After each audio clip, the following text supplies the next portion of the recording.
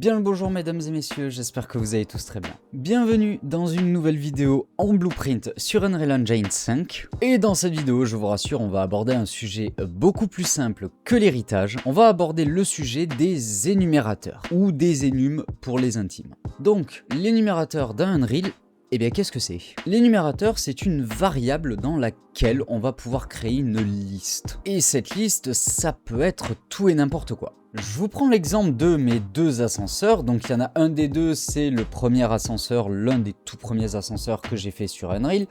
Et le deuxième, c'est un ascenseur que j'ai refait en utilisant l'énumérateur. Donc, on se retrouve dans ce merveilleux code qui est mon tout premier ascenseur. Et je vous rassure de suite, on va pas détailler l'entièreté du code.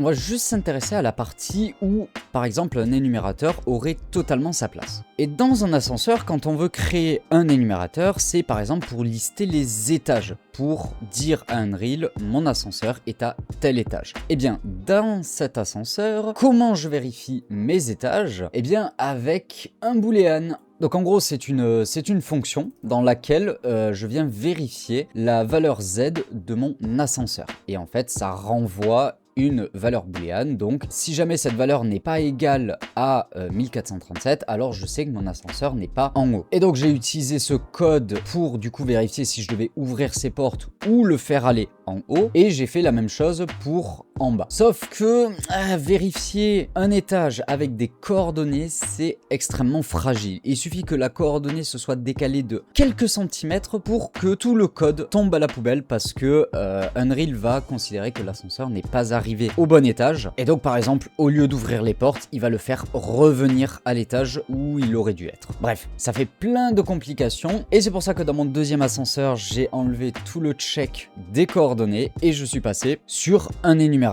Donc le voilà, hein, notre fameux énumérateur, donc c'est celui-là, il s'appelle statut, je l'ai nommé statut. Et on peut voir dans la default value que j'ai 3 statuts pour l'ascenseur. Donc j'ai is up, donc il est en haut, is down, il est en bas, et is moving, l'ascenseur est en mouvement. Et donc le code devient beaucoup plus lisible d'un coup. C'est-à-dire que là, on a notre petit event qui va s'activer quand je vais vouloir interagir avec son bouton. On va venir questionner l'énumérateur du statut de l'ascenseur. Où est mon ascenseur? Est-ce qu'il est en haut? Est-ce qu'il est en bas? Ou est-ce qu'il est en mouvement? Donc s'il est en mouvement, je l'ai envoyé sur un print string. Mais par contre, s'il est en bas, j'envoie le code dans une timeline qui, par un lerp, vient update sa position. Et une fois que la timeline est terminée, je viens set le statut de mon ascenseur pour ensuite, après venir ouvrir les portes adéquates. Donc voilà un petit peu une utilisation classique d'un énumérateur. Donc ça, c'est dans le cas d'un ascenseur où par exemple on va lister tous les étages, mais ça peut aussi servir par exemple pour un statut quand on est en train de jouer. Donc par exemple, je sais pas, on va voir un PNJ et par exemple en fonction de son statut, est-ce qu'il est calme, est-ce qu'il est énervé, qu'il a une mauvaise impression de nous, etc.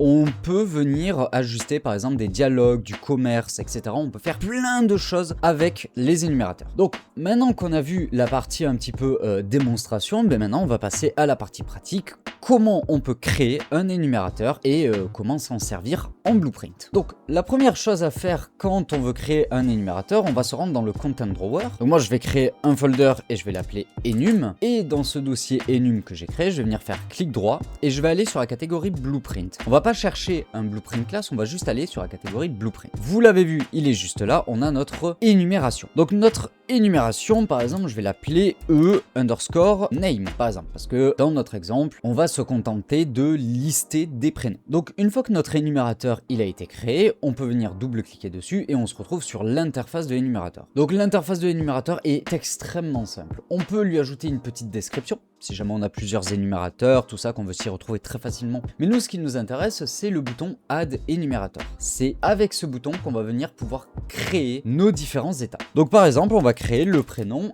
Alice. Ensuite, on va venir créer le prénom, je sais pas, Bob.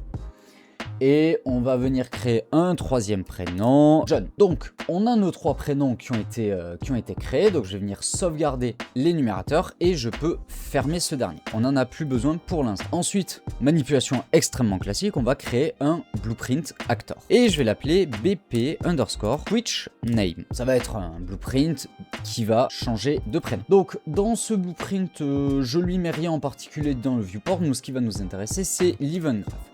Et donc dans notre event graph, moi ce que je vais faire, c'est enable les inputs. C'est aller chercher enable input, je vais venir ici et je vais faire un petit get player controller, hop, comme ceci. Voilà, comme ça je vais pouvoir utiliser les inputs à l'intérieur de ce blueprint. Maintenant que la base a été placée, j'ai envie de changer de prénom à chaque fois que je vais appuyer sur la touche J. Donc pour ça, rien de plus simple, je vais aller chercher mes inputs et ici en haut à droite, je vais venir paramétrer sur J. Ensuite, il faut que j'aille chercher l'énumérateur que j'ai créé. Donc si on se souvient bien de ce que j'ai dit en début de vidéo, l'enum c'est une variable. Donc ce qu'on va faire, c'est créer une variable. Et je vais la nommer name. Sauf que là, c'est pas une variable de type boolean que je veux, c'est l'enum que j'ai créé que je veux. Donc ce que je vais faire, c'est aller chercher le nom de l'énumérateur que j'ai créé. Donc moi c'est e_name et on peut voir qu'il est juste ici. Donc quand je compile mon blueprint, je peux voir que dans les default values à droite, j'ai bien name et j'ai bien Alice, Bob et John. J'ai bien mes 3 prénoms qui sont listés, ceux que j'ai créés juste avant. Je vais venir drag and drop le name et je vais venir faire un switch. Le switch, je vais le mettre à press et on peut voir ici que comme mon ascenseur, j'ai plusieurs sorties qui s'offrent à moi. Et ces sorties, elles vont s'activer en fonction de la value de name. Donc c'est-à-dire que la première fois que je vais appuyer, ça va sortir sur le pin d'exécution Alice. Une deuxième fois, ça va sortir chez Bob. Et une troisième fois, ça va sortir chez John. Je vous rassure, on va y aller encore une fois étape par étape. Mais déjà, on va venir créer nos petits print strings. Donc une fois que mon print string a affiché le prénom, et bien c'est à ce moment-là que je vais venir set la nouvelle valeur. Donc je vais venir reprendre mon name et cette fois-ci je vais set le name. Et une fois que Alice a été affiché, je veux qu'il sorte à Bob. Donc je vais venir set Bob. Une fois que Bob a fini d'afficher son prénom, je veux qu'il sorte à John, donc je vais venir set John. Et une fois qu'il a fini d'afficher John, je veux boucler la boucle, donc je vais ressortir sur Alice. J'ai plus qu'à compiler et sauvegarder et ma boucle est prête. Je vais venir drag and drop mon petit BP switch name dans l'overworld et quand je vais appuyer sur play, je vais appuyer sur la touche J, on va regarder en haut à gauche et quand j'appuie sur J, j'ai bien Alice qui apparaît en premier. Ensuite, j'ai bien Bob. Et ensuite, j'ai bien John. Et une fois que John a fini d'être affiché, quand je rappuie sur J, j'ai bien Alice. Donc Alice, Bob, John, Alice, Bob, John, etc., etc. Donc voilà, mesdames et messieurs, cette vidéo est déjà terminée. J'espère en tout cas qu'elle vous aura aidé à comprendre un peu plus ce qu'est un énumérateur. Comme je vous l'avais dit, ce sujet est beaucoup plus léger que l'héritage. Donc voilà, ça permet aussi un peu de souffler juste après l'héritage. Comme d'habitude, si jamais vous voulez apporter encore plus de précision, n'hésitez pas, l'espace commentaire est là pour ça et je lirai tout ça. Et puis bien évidemment, si la vidéo vous a plu, un petit pouce bleu, ça fait extrêmement plaisir. Et sur ce, moi je vous dis à très bientôt pour un prochain tuto. Ciao tout le monde.